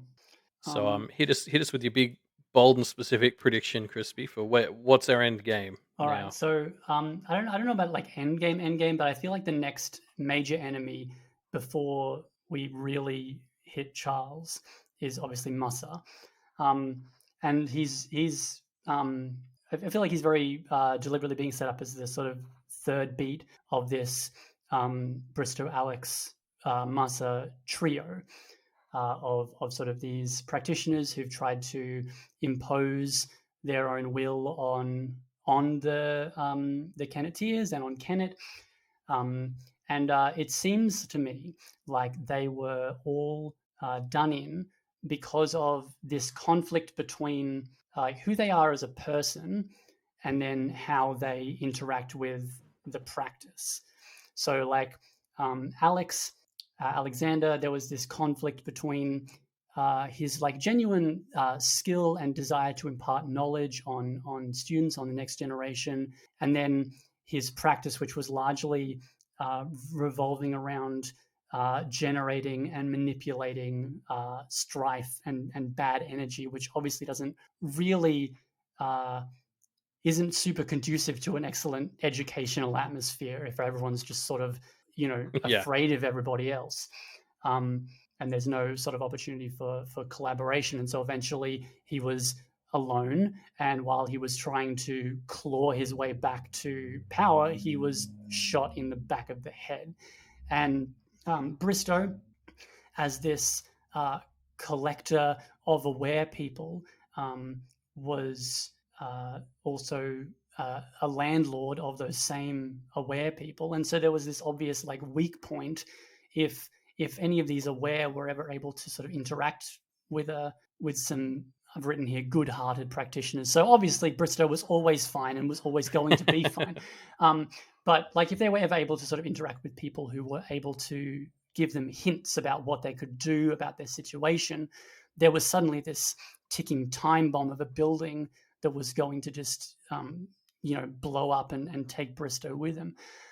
So like that was also his key weak point as well.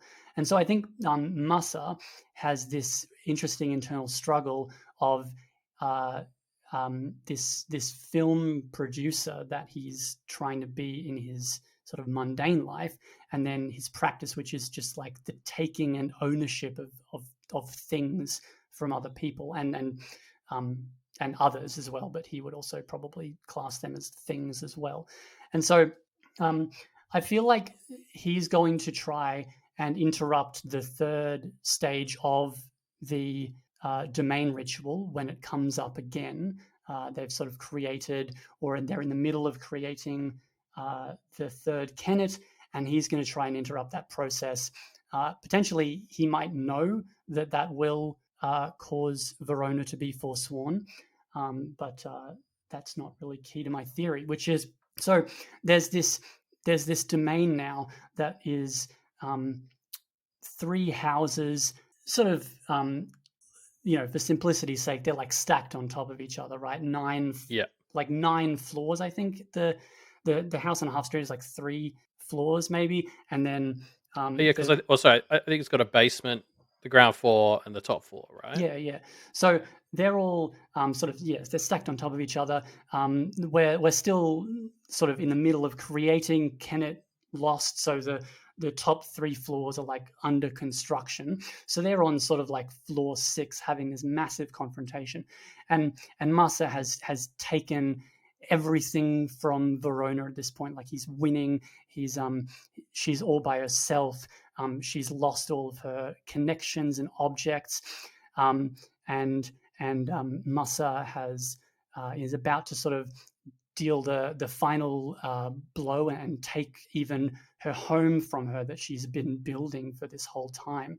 And Verona puts up, her hands in surrender and claims very brutally, bluntly, that Massa in the end is just a common thief.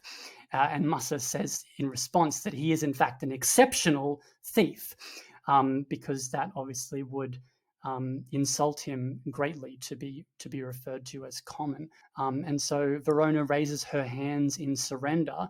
But what's that? Taped to the back of her shoulder blades, one final spell card that she then throws directly at Massa, knocking him out of the 6th story window, and he falls to his death in a fiery explosion. And Verona is then, of course, able to complete the domain ritual and bring Kennet above or Kennet lost into existence. And that is my theory on how the Musa situation is going to resolve. I like it. I'm so sorry. All I've got is shit posts, honestly. There's It's all about how you dress them up, speaking from experience. Yeah, for sure. Yeah, I mean, I do think that he will attempt to interrupt the third stage of the domain ritual, because I think that that's sort of a very clear weak point for them moving forward, particularly. If I can, no, I don't know if I can jump ahead a chapter yet. I don't know if you two have read it, but never mind. But like the fact that sort of there's this very obvious weak point for Verona, where like if they fail to bring this entire realm into existence, she's going to be forsworn. Is sort of too obvious a danger for their enemies to ignore. So I do think that at some point, Musa is going to try and disrupt that process.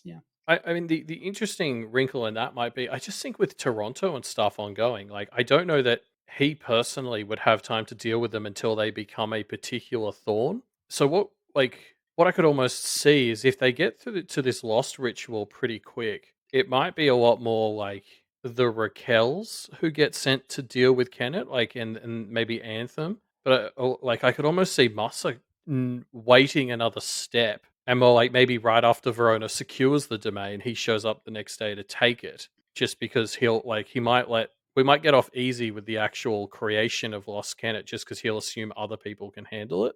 Yeah, maybe. And quick aside, this is a nothing comment, but we mentioned how the house on Half Street has a basement. Yep. I was just thinking about this earlier today. Have either of you guys ever seen a house here in Australia that has a basement? No, it's definitely not as much of a common thing here. I don't know that I've ever seen a basement in real life. So this is a thought I only just had today, and it's blowing my own mind that I've never seen a basement before.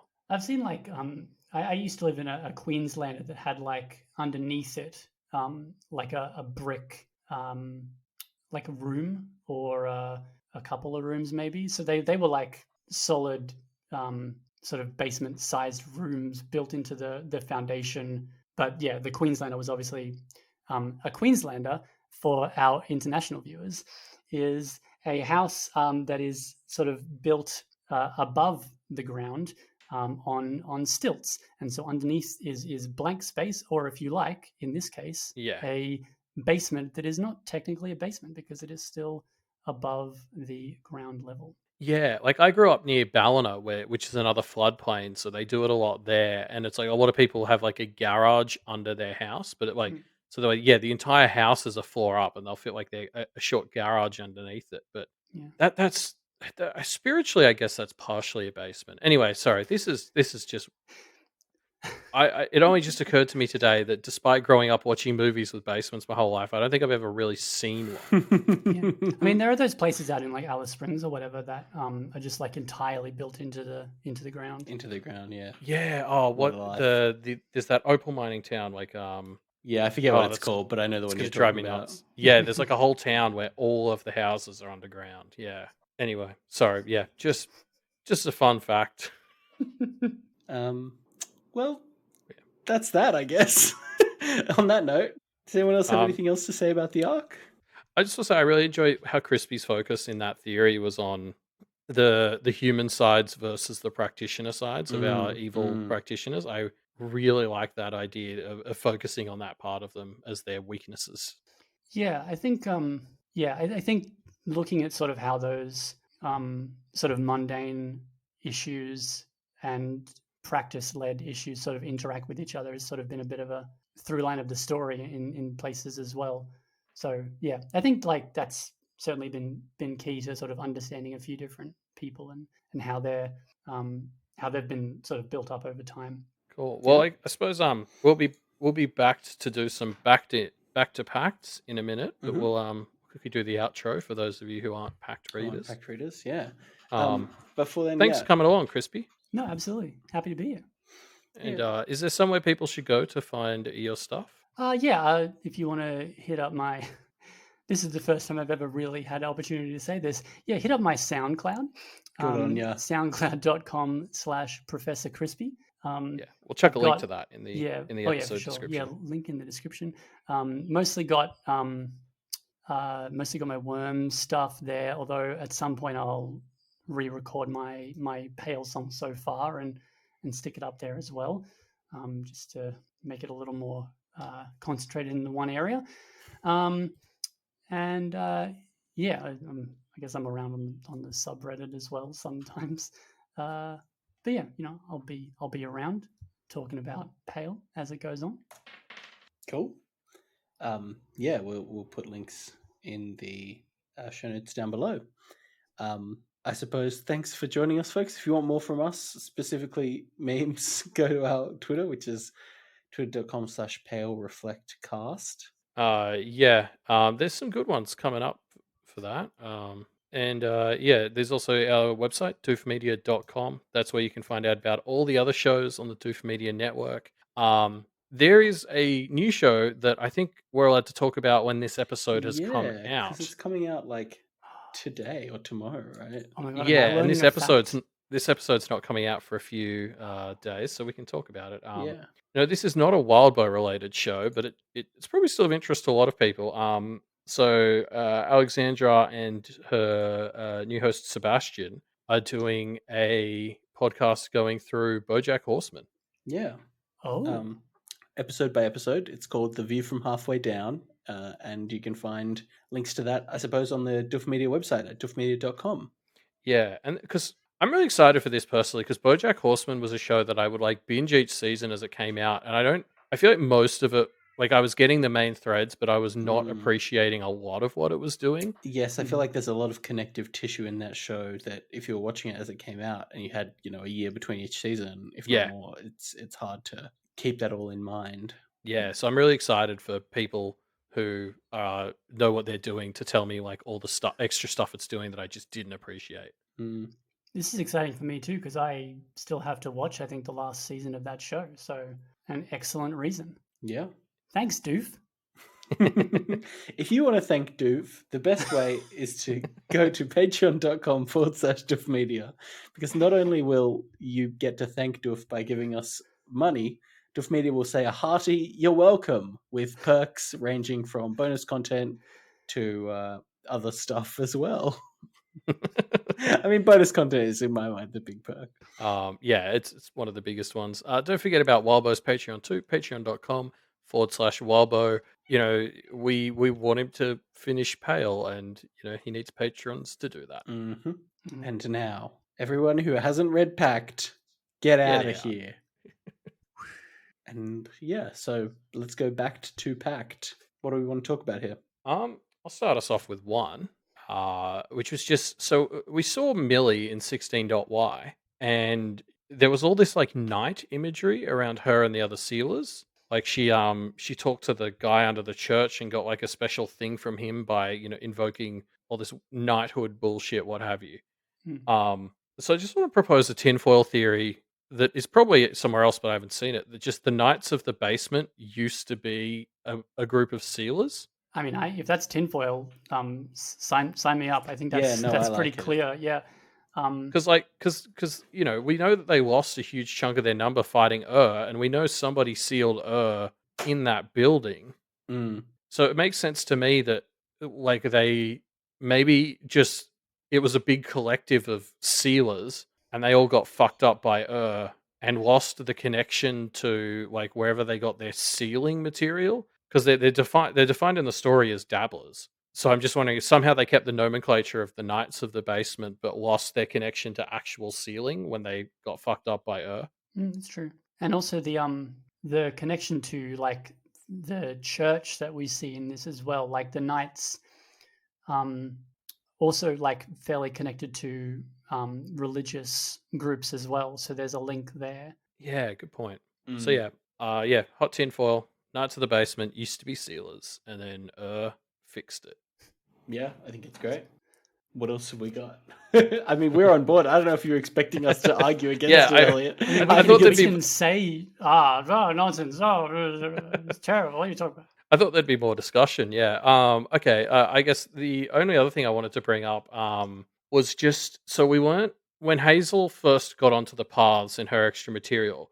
She went to the broken road, and it was said that that was near the abyss. And I think this has been talked about everywhere, but like just because we haven't explicitly said it on the podcast yet, like that really makes sense given how similar her falling onto the paths was to Blake landing in the abyss. Like Blake fell to the abyss because he lost all of his immaterial connections, so he was just material. And similarly, like Hazel sort of pushed herself into the reflection, which presumably like weakened her tie to her body. So it makes sense that that method of getting onto the paths lands you near the abyss. Mm.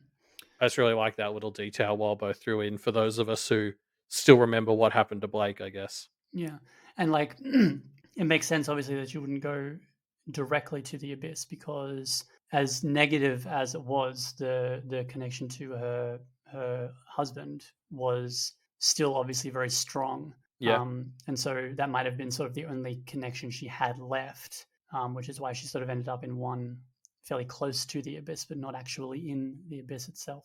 Yeah, well, I also think there was more of an escapism to hers. Like Blake was dragged down to the abyss, cut off from things, whereas like the paths have had all of this like chase imagery associated with them, and like her escapism, like that feels more pathy than abyssy. That's true.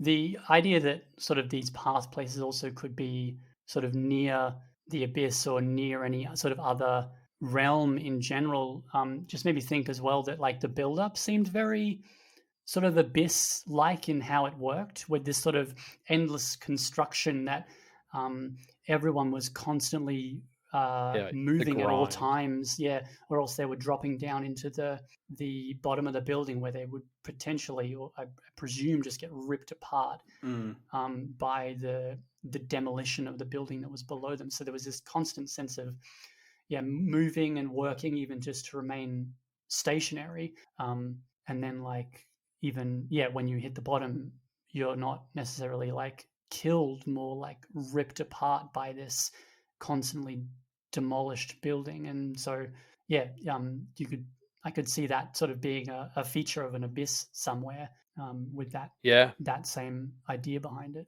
Yeah, you're right. I could see the build up being nearer to the paths to the abyss than the average path.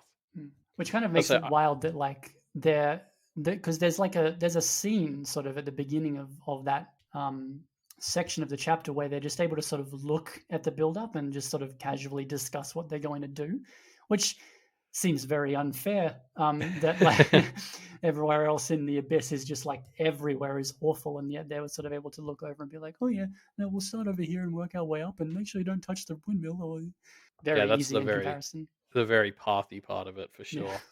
It's fun to think about like what ruins adjacent paths would look like as well, and like just in general, all the sorts of paths that intersect with other. I mean, because that's been one of my favorite parts of the expansion of the world in Pale has been that basically the abyss has just become one of half a dozen as thought out realms. The paths are obviously like incredible. We got the ruins, and then even stuff like the Fey Courts and the Warrens have been like vastly expanded on what we understood them to be in Pact. Oh god, imagine you're just sort of wandering the paths and you run into the Fey Court path without realizing. Oh no, I should not be here. Immediately this is probably the turn worst around. One. Yeah. Cool. Well, unless anybody has anything else, I'll leave Ruben to do the signature back to Pact outro. Yep. Technomancy fancy. Technomancy fancy, of course. That's a good one. Everyone's got to say it at least once. Come on, guys. Well, okay. 3, 2, 1. Technomancy fancy.